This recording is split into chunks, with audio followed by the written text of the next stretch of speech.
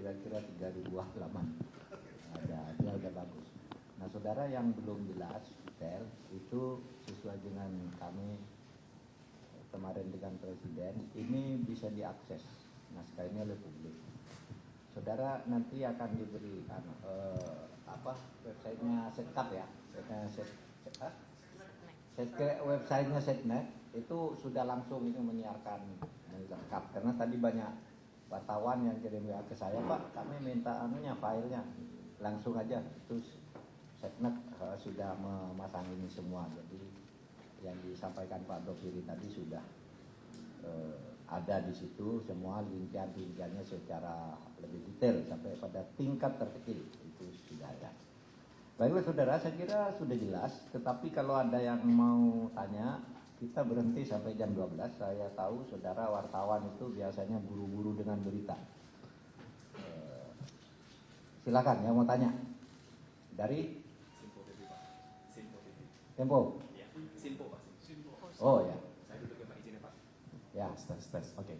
Oke, selamat pagi Pak Doviri, Pak Mahfud MD. Saya Max dari Simpo TV. Mungkin ada 2 pertanyaan Pak. Pertama adalah mengenai kemarin kan Presiden Prabowo meniadakan rencana pembentukan Kementerian Keamanan yang kepolisian berada di dalamnya. Kalau boleh tahu Pak, mungkin kemarin belum rinci dan juga belum detail. Kalau boleh tahu bagaimana atensi Presiden mengenai wacana ini yang akhirnya tidak disetujui akhirnya? Apakah memang kemarin juga Pak Mahfud bilang ketika perdebatan kemarin di istana ada perdebatan tesa dilawan dengan antitesa begitu dengan menghasilkan suatu hasil begitu. Kalau dari atensi Presiden seperti apa Pak mengenai tidak jadinya pembentukan Kementerian Keamanan ini? Ini pertama. Kemudian juga kedua Pak, soal pembatasan rangkap jabatan di Polri itu secara detail mungkin boleh digambarkan mungkin dari Pak Doviri atau Pak Mahfud, karena memang koreksi kalau saya salah, ini memang tadi masuk ke dalam struktural atau tata kelola begitu. Mungkin bagaimana tindak lanjut mengenai peraturan dari regulasi yang nantinya akan dilakukan Pak? Terima kasih. Ya, baik, saya jawab dulu biar kalau pertama soal apakah Polri itu bisa diletakkan sebagai counterpart atau di bawah kementerian, bahkan itu memang kami dari Komisi Reformasi itu tidak mengusulkan. Artinya Komisi Reformasi berdebat lama, masyarakat juga menyampaikan masukan, lalu didiskusikan. Pada kesimpulannya kita tidak memasukkan itu sebagai usul karena kita menganggap Polri langsung ke Presiden itu secara politis, satu itu produk reformasi dulu yang didiskusikan biar kita tidak bolak-balik lagi. Yang kedua, secara politis lebih aman. Kalau tidak akan dibawa kementerian, biasanya menteri ini kan kalau dalam sistem politik kita itu kan diduduki oleh orang-orang partai, sehingga nanti malah dipolitisir lagi. Lebih baik ke Presiden aja gitu langsung. Memang Presiden bertanya kan tidak harus langsung diterima, itulah terjadi diskusi. Kalau tesanya begitu, antitesanya begini, gimana diskusi akhirnya oke, ini benar. Kemudian masa jabatan rangkap ya. Nah, jabatan rangkap di mana polisi tidak boleh menduduki jabatan-jabatan sipil juga disepakati untuk diatur lebih lanjut secara limitatif, di mana saja boleh. Terus dasar pengaturannya apa? Dasar pengaturannya alternatif utamanya ke undang-undang, karena itu menyangkut keperluan ASN ya. Oleh sebab itu yang mengatur seharusnya undang-undang aparatur sipil negara, bukan Polri sendiri yang mengatur. Meskipun di dalam undang-undang ASN yang ada itu dikatakan itu boleh sepanjang diatur di undang-undang TNI dan undang-undang Polri. Nah, undang-undang TNI itu sudah ngatur, yang Polri belum. Nah, ini sudah alternatifnya, pokoknya itu nanti harus ada limitatif. Apakah bentuknya PP atau undang-undang? Kalau undang-undang itu di mana, itu nanti sedang diolah oleh Pak Yusril dan Menkumham. Oke? Ada lagi? Mana? Siapa tadi? Yuk, dari CNN. Safi. Kan ini kan hasilnya sudah jadi gitu kan hasil apa dari komite reformasi. Nah selanjutnya akan seperti apa gitu Prof? Apakah timnya akan hanya berhenti di sini atau juga berfungsi untuk memastikan tadi yang apa saran-saran atau evaluasi yang harus dilakukan Polri ini sampai berjalan dulu baru dibubarkan atau seperti apa kayak gitu, tanggung jawabnya seperti apa? Begini, kalau komisi ini kan sifatnya ad hoc ya. Ad hoc itu artinya mengerjakan hal tertentu sampai waktu yang ditentukan. Hal tertentunya soal reformasi Polri, waktunya kan semula ditentukan 3 bulan. Kami udah selesai, udah lapor. Pada dasarnya tidak ada kerjaan lain, apalagi sudah 3.000 halaman gitu. Oleh sebab itu kemarin kita juga ya kita selesai. Tapi Presiden asik juga, kok sudah mau selesai katanya. Nanti pertemuan lagi ya, kita atur lagi banyak diskusi-diskusi menarik gitu. Tapi intinya udah selesai kami. Entah nanti apa lagi kalau bertemu Presiden apalagi yang harus di follow up dari ini, apakah perlu kami atau sebagian dari kami atau apa untuk menggarap lebih lanjut dan bagaimana mengendalikannya itu mungkin pada diskusi berikutnya. Tapi kalau tugas pokoknya sebagai ad hoc itu udah selesai. Nanti kita akan dipanggil lagi dalam ya diskusi lagi kata Presiden, itu penting diatur kayak gini yang nanti Setnek akan mengatur diskusi kita. Tapi kalau intinya sudah ada semua. Berarti penegasannya berarti memang selanjutnya itu tugasnya hanya berada di Polri gitu ya, bagaimana terkait masukan-masukan yang bukan di Polri, di istana. Oh. Di istana Polri itu diberi tugas yang segi-segi internalnya itu Polri yang membuat itu produk instrumen dalam bentuk peraturan-peraturan itu kan. Nah itu nanti Polri yang buat perkap, perpol dan sebagainya itu Polri. Yang lain-lain nanti kan istana. Pengendaliannya nanti di istana. Kan ada asisten presiden di bidang reformasi Polri. Kan itu melekat di situ. Nah itu tentu dengan sendirinya. Jadi tidak dilepas begitu aja. Gitu. Oke. Cukup, Mbak. Dari mana, Mbak? Kompas TV. Pak Mahfud, selamat siang. Saya Okta dari Kompas TV. Pak, tadi kan juga sudah disampaikan soal peran Kompolnas yang diperkuat dan juga kewenangannya juga bisa dikatakan lebih luas. Nah, jaminan bebas intervensinya nanti seperti apa sih Pak? Apakah juga sudah diatur atau seperti apa? Terima kasih. Jadi Kompolnas itu dengan posisi yang diusulkan ini harus merevisi undang-undang Polri.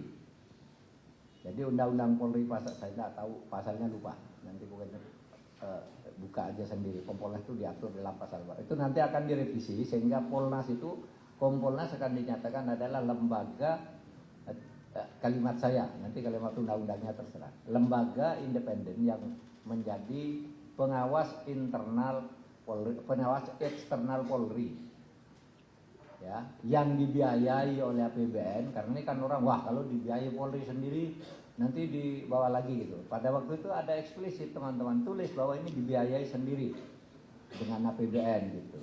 Jadi dia nanti kalau Polri sekarang tidak di bawah kementerian, ada counterpartnya dong, namanya Kompolnas. Nah itu tadi yang dijelaskan Pak Dupir, ini akan menjadi lebih kuat, punya wewenang memeriksa kalau ada hal luar biasa. Kemudian masyarakat langsung ngadu Kompolnas, tidak bisa hanya melalui jalur-jalur internal yang kadang-kala agak lamban dan mungkin dicurigai silent blue code tadi, bisa langsung Kompolnas. Tentu koordinasi dengan Mabes, di mana keputusan-keputusannya itu bersifat eksekutorial. Artinya kalau Pak Kompolnas bilang begini, Kapolri begini. Kalau terpaksa putusan sanksinya juga harus dibawakan melalui Kompolnas, itu juga diatur mekanismenya gitu. Dan keputusannya menjadi lebih kuat. Gitu ya. Jadi itu nanti Kompolnas itu hanya mencabut satu pasal di undang-undang lalu diubah, bukan dicabut, direvisi bahwa sekarang kedudukannya seperti ini. Bukan hanya sekedar membantu untuk merumuskan kebijakan. Gitu. Gitu ya. Ada lagi? Satu lagi. Selamat siang Pak, saya Arya dari Harian Kompas. Mohon memperjelas Pak terkait dengan kultural tadi. Bapak menyebut soal perilaku yang dimana ada militaristik tadi atau demilitarisasi. Nah, mohon penjelasan Pak kalau dari rekomendasi dari komisi ini seperti apa sih Pak terkait dengan militaristik atau militarisme atau demilitarisasi ini tadi? Mohon pandangannya. Terima kasih. Ya, tadi juga banyak yang tanya ke saya melalui WA wartawan, Pak, apa yang dimaksud militerisme di dalam perilaku Polri, budaya gitu. Kita tidak nyebut militerisme ya, militeristik. Artinya bergaya militer. Gaya militer itu salah atau tidak? Enggak, tapi tidak cocok untuk Polri. Militer itu kan tugasnya untuk pertahanan. Pertahanan itu sifatnya komando yang ketat. Kalau ada apa-apa, perintah atasan, tidak bisa sendiri, represif. Itu karena tugasnya mempertahankan negara, itu bukan jelek. Nah itu tidak cocok untuk Polri yang tugasnya mengayomi, melayani, melindungi dan sebagainya itu. Jadi jangan dikesankan militeristik itu jelek, bukan. Tidak cocok aja. Seperti saya gitu. Jangan sok polisi, kan tidak boleh saya pakai baju polisi gitu kan diketahui orang. Sama, polisi bergaya militer, tidak cocok aja. Bukan bidangnya, bukan militer itu jelek, bukan. Itu satu, karena banyak orang kok militeristik dia gitu. Ya memang militer itu, coba baca aja di ilmu tentang ya harus represi, harus ketat, disiplin, taat pada perintah atasan, gitu kan? Nggak boleh diselesaikan itu atasan, sudah gitu ikuti, salah nanti atasan, kan gitu kan? Nah polisi lebih mengayomi, satu. Dan oleh sebab itu budaya kultural itu kan ada satu paradigma, yang kedua perilaku.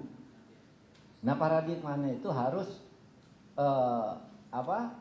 semboyan Pol itu apa? Satria. Nah, Tribrata dan Catur Prasetya. Nah nanti bentuk-bentuknya itu akan menjadikan civilian police, polisi sipil, bukan militer, polisi sipil. Nah apa civilian police itu? Satu, protagonis. Tahu protagonis itu kalau di film itu kan ada protagonis, ada antagonis. Protagonis itu tokohnya yang menjadi rujukan, yang disenangi gitu kan. Sehingga nanti polisi itu nanti paradigmanya tuh disenangi orang loh. Semua apa-apa ingin bersahabat dengan polisi, demokratis, transparan, bersaudara, itu protagonis. Jangan menjadi antagonis. Antagonis itu musuhnya orang yang disenangi. Kayak kalau saudara nonton film tuh, kan koboi ini, wah ini koboinya bagus, orang tepuk semua. Tapi kalau datangnya antagonis, penjahatnya itu. Jangan dari protagonis menjadi antagonis. Sekarang banyak yang menjadi antagonis. Nah, paradigmanya kembali ke situ. Lalu selain itu perilaku. Nah perilaku itu banyak sekali. Tadi jangan militeristik, jangan hedonis, jangan memerah, jangan membacking perjudian, jangan macam-macam lah yang jelek-jelek itu, flexing dan macam-macam itu kan perilaku yang banyak. Perilaku aktual maksudnya. Perilaku aktual istilah Pak Doviri tadi. Paham? Gitu ya? Tolong loh yang tadi tanya-tanya kok militerisme, kok enggak ada militerisme. Mungkin salah ketik, tapi rasanya enggak sih. Masa salah ketik enggak? Militeristik kan? Iya, militeristik, bukan militerisme. Itu dalam tanda kutip. Iya. Disiplin, ketegasan. Iya, ketegasan. Jalur komando itu militer tuh. Nggak bisa dilawan karena itu menjaga negara. Kalau ini kan hati masyarakat, mengayomi lah. Oke, cukup ya? Cukup? Masih ada satu lagi itu, yang dari Metro TV. Iya Pak, izin saya Rona dari Metro TV. Pak, ini lebih ke ingin tahu sih Pak, bagaimana masukan dan juga evaluasi dari tim Komisi Reformasi Polri soal penanganan demonstrasi begitu Pak. Apalagi kan kayak yang tahun-tahun sebelumnya, terutama di tahun 2025 kemarin kan sempat jadi catatan ya Pak ya, soal Polri di tengah masyarakat. Begitu aja sih Pak. Terima kasih. Ini Pak Doviri yang bisa jawab karena ini didiskusikan lama ini soal bagaimana nangani demo-demo yang sekarang banyak diprotes masyarakat dan ada di pedoman ini. Bagaimana sih? Silakan Pak, mungkin kita punya waktu 5 menit. Terima kasih Prof. Berkaitan di awal tadi sudah saya singgung sedikit ya, bagaimana kemudian di bidang pemeliharaan keamanan dan ketertiban masyarakat salah satunya adalah berkaitan dengan pengerahan kekuatan.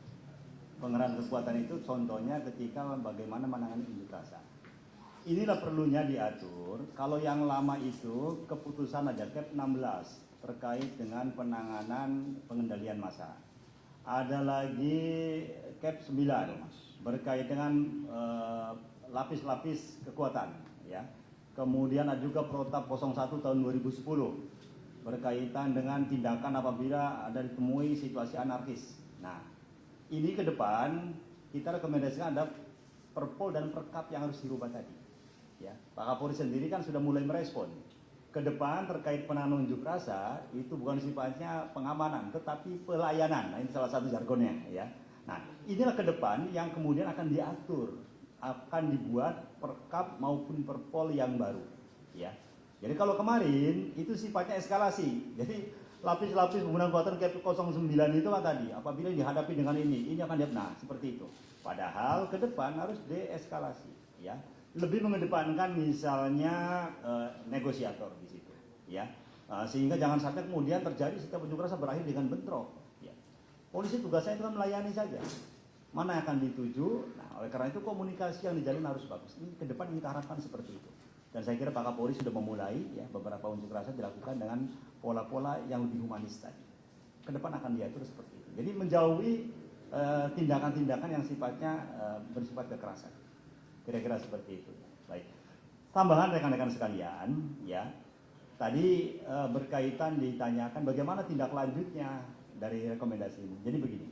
Kami dengan komisi sudah juga bertemu dengan tim dari Mabes Polri, ya, Prof, ya. Waktu itu kita sampaikan bahwa terkait dengan rekomendasi Komisi Percepatan Reformasi, nah, karena beliau-beliau kan ini kan adik-adik saya juga gitu, ya, yang sekarang masih dinas.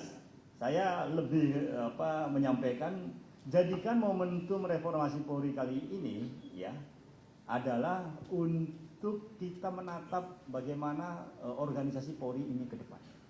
Kalau kemarin dibilang masih ada perilaku yang negatif tadi, ya, kemudian juga semua dalam tata kelola masih ada juga hal-hal yang oleh masyarakat di Tengare juga masih kurang pas, ya, masih kurang bagus. Nah, ke depan jadikan momentum reformasi itu untuk menatap masa depan dengan lebih baik lagi, dengan penuh optimisme. Oleh karena itu rekomendasi yang stable ini nanti kan kita serahkan, dibaca satu persatu, ya. Guidance-nya sudah ada. Nah, oleh karena itu yang jelas nanti Kompolnas yang baru salah satunya kan tugas pengawasan. Rekomendasi dari Komisi Percepatan Reformasi ini, kalau rekan-rekan baca silakan, guidance-nya itu sudah jelas. Di tata kelola bidang SDM, anggaran, logistik, pengawasan yang lain-lainnya ada. Tinggal ngikutin saja. Contoh, ketika rekrutmen, Kompolnas bisa mengawasi itu. Oh, sampai di mana sih ininya? Loh, kok pengawasnya nggak ada yang panitianya nggak ada yang dari eksternal, ya? Tidak melibatkan orang luar. Kan bisa langsung ditegur. Keluarkan rekomendasi. Supaya kepanitiaannya dirubah. Harus ada melibatkan multi aktor atau pihak luar yang kemudian menjadi panitia misalnya seperti itu.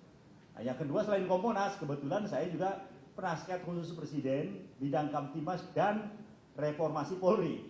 Jadi otomatis dengan sendirinya kita pun saya khususnya, ya, nanti akan menagih ini, ya, karena ini nanti ya ada apakah berupa impres maupun kepres. Ya, kemarin beliau menyampaikan ketika dilaporkan nanti akan dibuat impres atau kepres supaya rekomendasi ini dilaksanakan atau ditindaklanjuti di internal Polri. Begitu kira-kira. Nah, oleh karena itu nanti mereka yang akan merumuskan dari Polri.